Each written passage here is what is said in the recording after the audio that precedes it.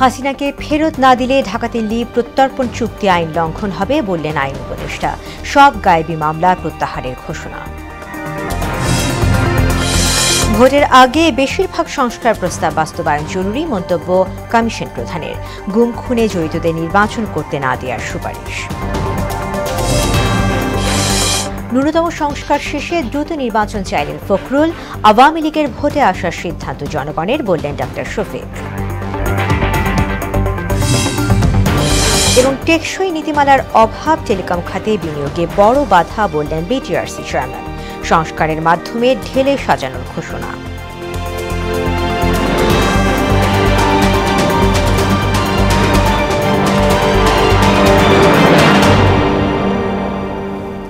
আসসালামু আলাইকুম, মোহনা সংবাদে সবাইকে স্বাগত।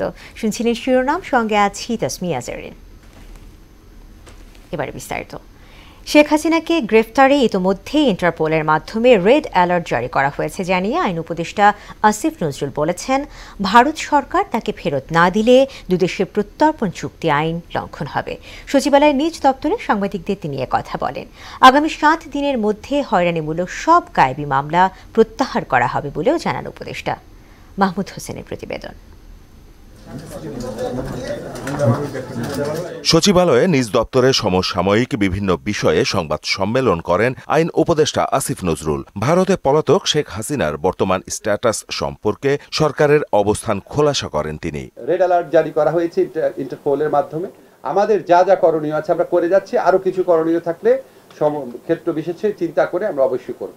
7 দিনের মধ্যে সব গায়েবী এবং 2 সপ্তাহের মধ্যে সাইবার নিরাপত্তা আইনে করা মামলা প্রত্যাহারের ঘোষণাও দেন আইন উপদেষ্টা। আমরা আশা করছি আগামী 2 সপ্তাহের মধ্যে স্পিচ অফেন্স সংক্রান্ত যতগুলা মামলা আছে সব প্রত্যাহার করা হবে। ইতিমধ্যেই আমরা প্রায় অর্ধেক মামলা প্রত্যাহার করেছি, বাকিগুলাও করা হবে।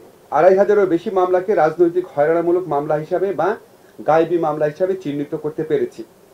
আগামী 7 দিনের মধ্যে মামলাগুলো প্রত্যাহার করার উদ্যোগ নেওয়া হবে। তো আমরা আশা করছি আমরা ফেব্রুয়ারির মধ্যে গায়েবী মামলা প্রত্যাহারের কাজ সম্পন্ন করতে পারব।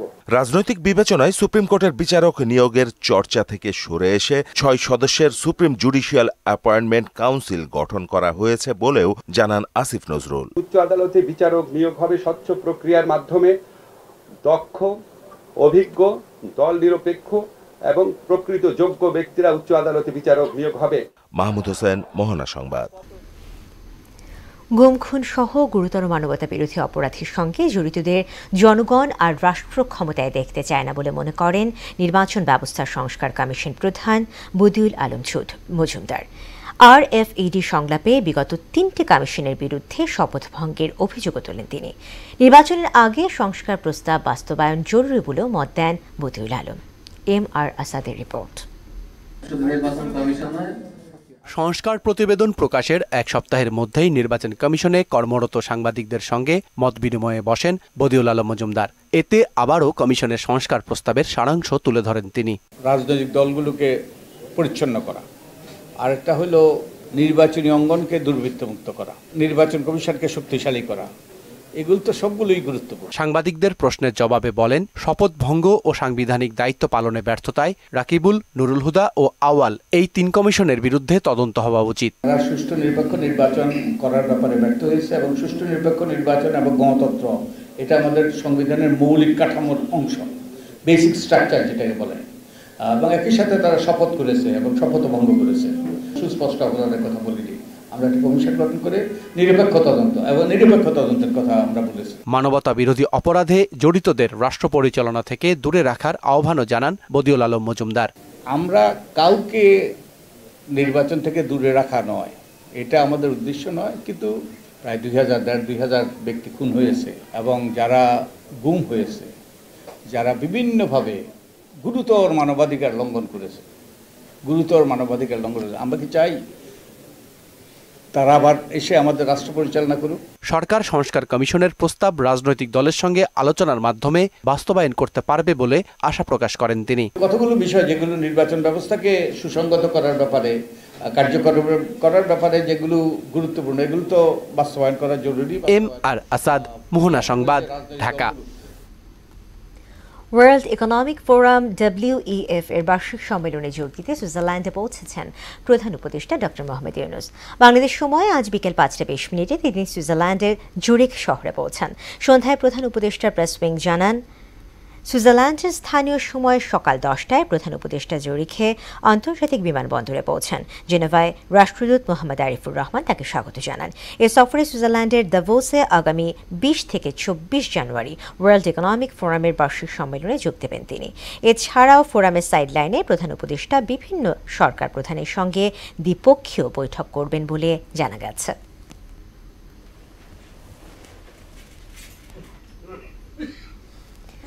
আবারও ন্যূনতম সংস্কার শেষে দ্রুত নির্বাচন আয়োজনের আহ্বান জানালেন বিএনপি মহাসচিব মির্জা ফখরুল ইসলাম আলমগীর।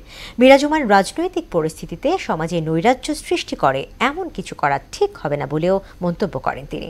সকালে জাতীয় প্রেস ক্লাবে এক অনুষ্ঠানে এসব কথা বলেন ফখরুল। তানজিদ ভুইয়ার প্রতিবেদন।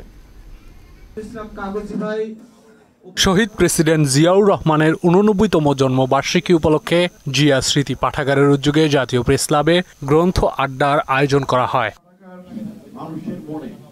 এতে উপস্থিত হয়ে জিয়াউর রহমানের বীরত্ব ও একজন দুর্নীতিমুক্ত শাসক হিসেবে দেশ পরিচালনার স্মৃতি তুলে ধরেন বক্তারা। বলেন, জিয়াউর রহমানকে ধারণ করতে পারলে রাজনীতিতে আমূল পরিবর্তন সম্ভব। আমাদের অবস্থান যাই হোক না কেন, আমরা সবাই মিলে একটি অন্তর্ভুক্তিমূলক বাংলাদেশ গড়ে তুলব, যেখানে উন্নয়ন হবে সবার জন্য। শহীদ রাষ্ট্রপতি জিয়াউর রহমান যেটা সব সময় ধারণ করেছেন, তার সেই আদর্শ সত্যতা কারণেই কিন্তু আজকে উনি অমর হয়ে আছেন। এত বছর পরেও কিন্তু আমরা তার নিয়ে কথা বলছি। একটা রাষ্ট্রকে ধ্বংস করার জন্য যা যা করা দরকার সবই করা হয়েছে। অর্থাৎ এই যে একটা পর্যায়ে আমাদের জাতিটাকে নিয়ে গেছে, এটাকে যদি রুখতে হয় তাহলে সে জায়গায় একমাত্র জিয়াই হলো সমস্যার সমাধান।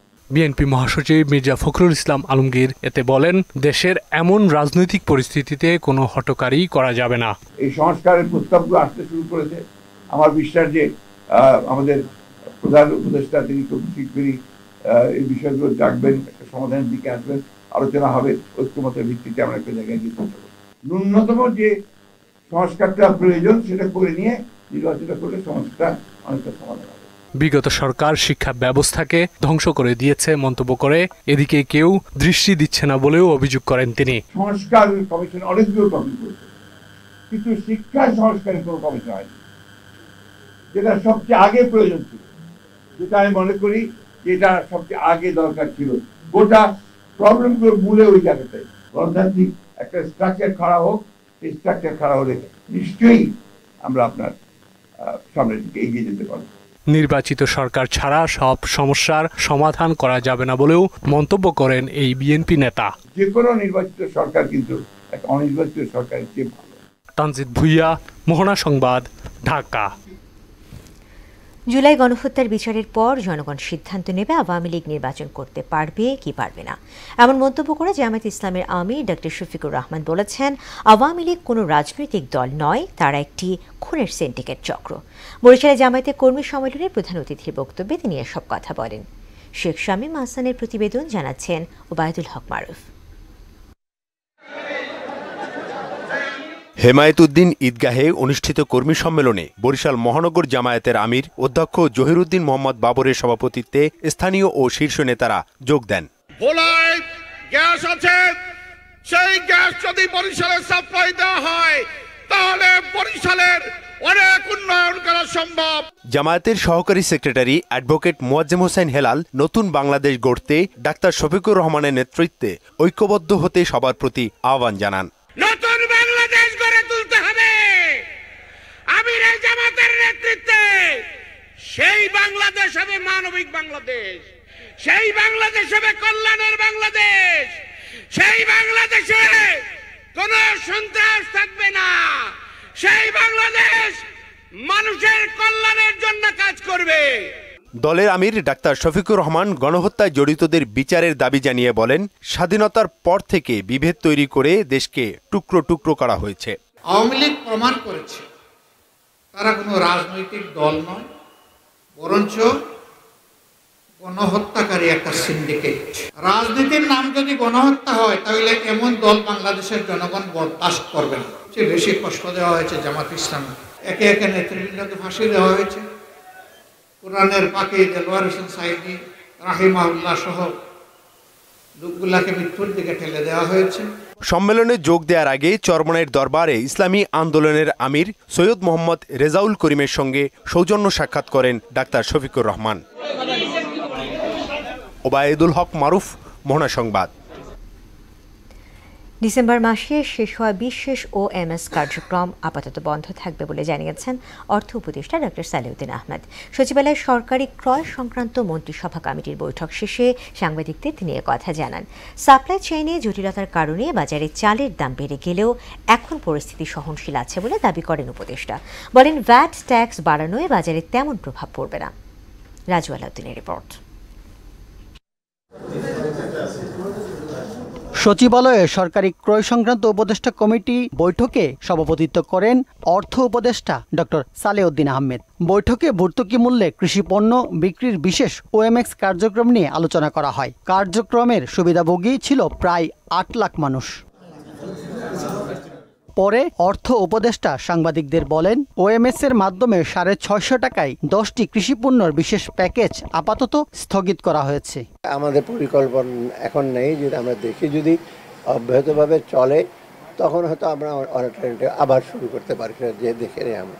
আর ইমিডিয়েটলি সাপ্লাই চেইনটা আমাদের এখনও কিন্তু ব্রোকেন। আপনি চাল মোকামে থাকে, মোকাম থেকে ইশারা আনে না, ওগুলো তো ঠিক সাপ্লাইয়ের স্বল্পতা না।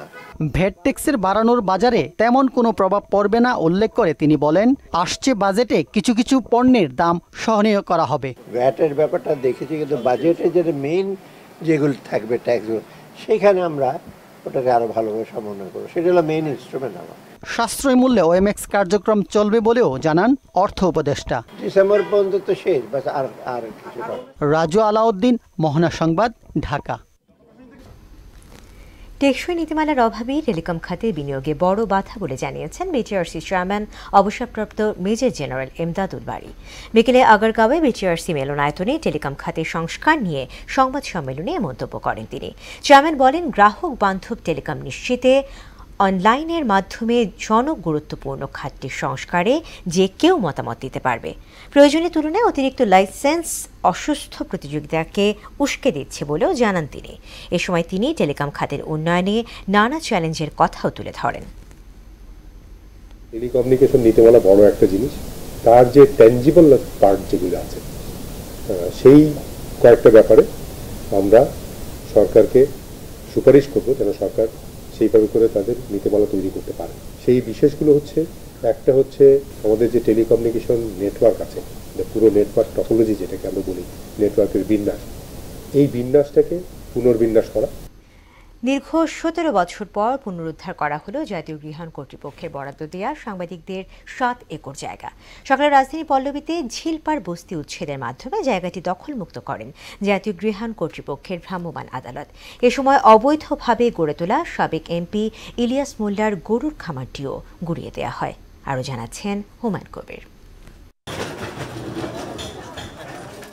2006 সালে তৎকালীন প্রধানমন্ত্রী বেগম খালেদা জিয়ার নির্দেশে পল্লবীর ঝিলপাড়ে প্রায় 300 সাংবাদিক পরিবারের আবাসন গড়ে তুলতে ঢাকা সাংবাদিক সমবায় সমিতিকে 7 একর জায়গা বরাদ্দ দেয় জাতীয় গৃহায়ণ কর্তৃপক্ষ। 2009 সালে আওয়ামী লীগ সরকার ক্ষমতা আসার পর ঢাকা 16 আসনের সংসদ সদস্য ইলিয়াস মোল্লার অনুসারীরা জমিটি দখলে নেয়। একাংশে বস্তির জন্য জায়গা রেখে অন্য অংশে গড়ে তুলে গরুর খামার। 7 একর জায়গায় বস্তি, দোকান ও অস্থায়ী মার্কেট করার পর সেখানে অবৈধভাবে বিদ্যুৎ, গ্যাস, পানি সংযোগের ব্যবস্থা করেন ইলিয়াস মোল্লা। সেখান থেকে ভাড়া বাবদ প্রতি মাসে আদায় হতো কয়েক লাখ টাকা। একটা গ্রুপ জোর দখল করে এতদিন খাচ্ছিল, ভাড়া ওঠাচ্ছিল সরকারি সম্পত্তি, এখন দখলমুক্ত হচ্ছে, এলাকার লোকজনও খুশি। সময় দেওয়ার পরও সরে না যাওয়ায় গুড়িয়ে দেওয়া হয় বস্তিতে গড়ে তোলা ঘরগুলো। আগে ভাগে যারা আসবাবপত্র সরিয়ে নিয়েছেন তাদের আবার ঠাঁই হয়েছে সড়কের দুই পাশে। পুনর্বাসন ছাড়া উচ্ছেদ করায় ক্ষোভ জানান বস্তিবাসী। এই দেশে 10 লক্ষ 15 লক্ষ রোহিঙ্গারা যদি এই দেশে বসবাস করতে পারে তাহলে আমরা এই দেশের নাগরিক হয়ে কেন আমরা আমাদের অধিকার পাবো না? আমরা এখন কোথায় যাব? আমাদের কোনো স্থান নাই। আমরা এই দেশের নাগরিক হয়ে আমরা সরকারের কাছ থেকে কি পাইছি? আমাদের একটা মানে বাসস্থান দিক, আমরা খাওন চাই না, পরন চাই না, কিচ্ছু চাই না। দীর্ঘ 17 বছর পর 7 একর জায়গা পুনরুদ্ধার করতে পেরে অন্তর্বর্তীকালীন সরকারের প্রধানকে ধন্যবাদ জানান সাংবাদিক নেতারা। বেগম খালেদা যখন প্রধানমন্ত্রী ছিলেন 2006 সালে আমাদের 7 একর জায়গা বরাদ্দ 300 সাংবাদিককে বরাদ্দ দিয়েছিলেন। এরপরে আওয়ামী লীগ সরকার ক্ষমতায় আসার পরে ইলিয়াস মোল্লা এবং তার লোকজন তারা এই জায়গাটা দখলে রেখেছে। আমাদের অনেক দেরি হয়ে গেছে আর কি, আমাদের অনেক লোকজন মারা গেছে, এই কারণে প্রায় 50-60 জন সদস্যই মারা গেছে। এই জমিটা আমরা দীর্ঘদিন উদ্ধার করার জন্য ধারাবাহিক প্রচেষ্টা চালাইছি, কিন্তু পারি নাই। আমরা এই অন্তর্বর্তী সরকারকে, ইউনূস সরকারকে আমরা ধন্যবাদ। এই সময় অবৈধভাবে গড়ে তোলা ইলিয়াস মোল্লার গরুর খামারটিও উচ্ছেদ করে জাতীয় গৃহায়ণ কর্তৃপক্ষ। হুমায়ুন কবির, মোহনা সংবাদ, ঢাকা। অবৈধ সুবিধাভোগী গুটি কয়েক সাংবাদিক কর্মকর্তার সঙ্গে মালিক পক্ষের যোগ সাজশে দৈনিক ভোরের কাগজের প্রকাশনা বন্ধ ও প্রধান কার্যালয়ে তালা দেওয়া হয়েছে বলে অভিযোগ করেছেন পত্রিকার প্রধান প্রতিবেদক খন্দকার কাউসার হোসেন। আগামী 24 ঘন্টার মধ্যে পত্রিকার প্রকাশনা চালু ও অষ্টম ওয়াজ বোর্ডের সুবিধা না দিলে কাকরাইলের HR ভবন ঘেরাও করার কথাও বলেন তিনি। সকালে জাতীয় প্রেস ক্লাবে সংবাদ সম্মেলনে এসব কথা বলেন খন্দকার কাউসার হোসেন। এ সময় পত্রিকাটির সকল বিভাগীয় প্রধান সহ সাংবাদিক কর্মচারীরা উপস্থিত ছিলেন। প্রতিপক্ষের হামলায় নিহত ব্লেড বাবুর হত্যাকারী সহ এলাকার সব সন্ত্রাসীর গ্রেফতার দাবিতে রাজধানীর পল্লবীতে বিক্ষোভ করেছে সাধারণ মানুষ। কালশী কবরস্থানে ব্লেড বাবুর জানাজার পর মিছিল করে সালে মুসা, ডাকাত বাবু, কুত্তা রাব্বি, রাজন সহ সকল সন্ত্রাসী গ্রেফতার ও ফাঁসির দাবিতে পল্লবী থানার সামনে এ বিক্ষোভ করে তারা। পরবর্তীতে পুলিশের আশ্বাসের প্রেক্ষিতে সমাবেশ শেষ হয়।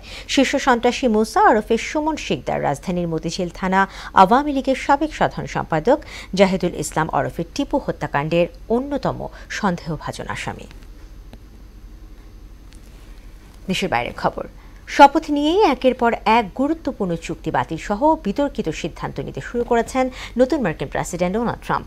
এর মধ্যে অবৈধ অভিবাসন ঠেকাতে সীমান্তে জরুরি অবস্থা, জন্মসূত্রে নাগরিকত্ব বাতিল ও বাইডেন আমলের ৭৮টি নির্বাহী আদেশ বাতিল অন্যতম। বিশ্ব স্বাস্থ্য সংস্থা ও প্যারিস জলবায়ু চুক্তি থেকেও নাম প্রত্যাহার করেছেন তিনি। আবার ২০২১ সালে ক্যাপিটাল হিলে দাঙ্গার ঘটনায় জড়িত ১৫০০ জনকে ক্ষমা করে দিয়েছেন ট্রাম্প। বিস্তারিত জানাচ্ছেন ইশতিয়াক হোসেন।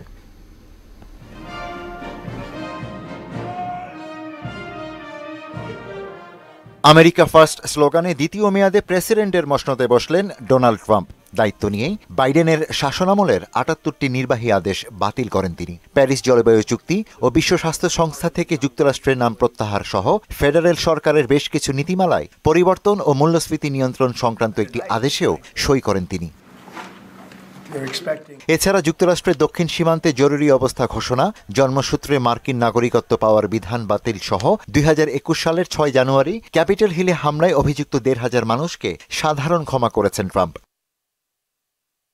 ফ্লোরিডার রিপাবলিকান সিনেটর মার্কো রুবিওকে নতুন পররাষ্ট্রমন্ত্রী হিসেবে নিয়োগ দিয়েছেন তিনি। সোমবার শপথ গ্রহণের পরে দেয়া বক্তব্যে ট্রাম্প বলেন, আমেরিকার স্বর্ণযুগ এখন থেকে শুরু হলো। আগামীতে যুক্তরাষ্ট্রকে আরও সমৃদ্ধ, সম্মানজনক অবস্থায় নেওয়ার পাশাপাশি দেশের সার্বভৌমত্ব ও নিরাপত্তা পুনরুদ্ধার করার ঘোষণা দেন তিনি। এদিকে ট্রাম্পের শপথের পরেই ইউক্রেন যুদ্ধ নিয়ে ট্রাম্প প্রশাসনের সঙ্গে আলোচনায় বসার আগ্রহ জানিয়েছেন রাশিয়ার প্রেসিডেন্ট ভ্লাদিমির পুতিন। অন্যদিকে যুদ্ধাবসানে চুক্তি করতে ইউক্রেনীয় প্রেসিডেন্ট ভলোদিমির জেলেনস্কি আগ্রহ প্রকাশ করেছে বলে জানিয়েছেন প্রেসিডেন্ট ট্রাম্প। ইশতিয়াক হোসেন, মোহনা সংবাদ। বিপিএল।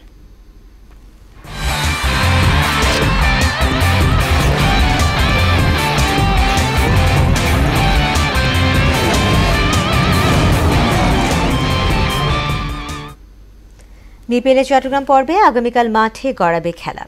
দিনের প্রথম ম্যাচে চিটাগাং কিংসকে মোকাবেলা করবে ঢাকা ক্যাপিটালস ও এরপর মুখোমুখি হবে খুলনা টাইগার্স ও ফরচুন বরিশাল। আসলে সব মিলিয়ে এ পর্যন্ত হয়েছে ২৮টি ম্যাচ। এর মধ্যে ৮ বার মাঠে নেমে অপরাজিত থাকায় প্লে অফে যাওয়া প্রায় নিশ্চিত রংপুর রাইডার্সের। সমান ম্যাচে ৫ জয় ও ৩ বার হেরে প্লে অফের দৌড়ে এরপরই আছে চিটাগাং। তারপর যথাক্রমে আছে বরিশাল ও খুলনা। তবে অনেকটাই পিছিয়ে রাজশাহী, ঢাকা ও সিলেট। শেষ করব মোহনা সংবাদ, যাওয়ার আগে শিরোনামগুলো আরও একবার।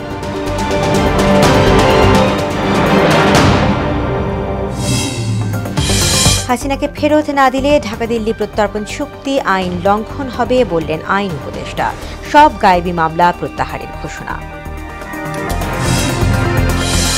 ভোটের আগে বেশিরভাগ সংস্কার প্রস্তাব বাস্তবায়ন জরুরি মন্তব্য কমিশন প্রধানের। গুম খুনে জড়িতদের নির্বাচন করতে না দেওয়ার সুপারিশ। ন্যূনতম সংস্কার শেষে দ্রুত নির্বাচন চাইলেন ফখরুল। আওয়ামী লীগের ভোটে আসার সিদ্ধান্ত জনগণের বললেন ডক্টর শফিক। এবং টেকসই নীতিমালার অভাব টেলিকম খাতে বিনিয়োগে বড় বাধা বললেন মিটিওরসি চেয়ারম্যান। সংস্কারের মাধ্যমে ঢেলে সাজানোর ঘোষণা।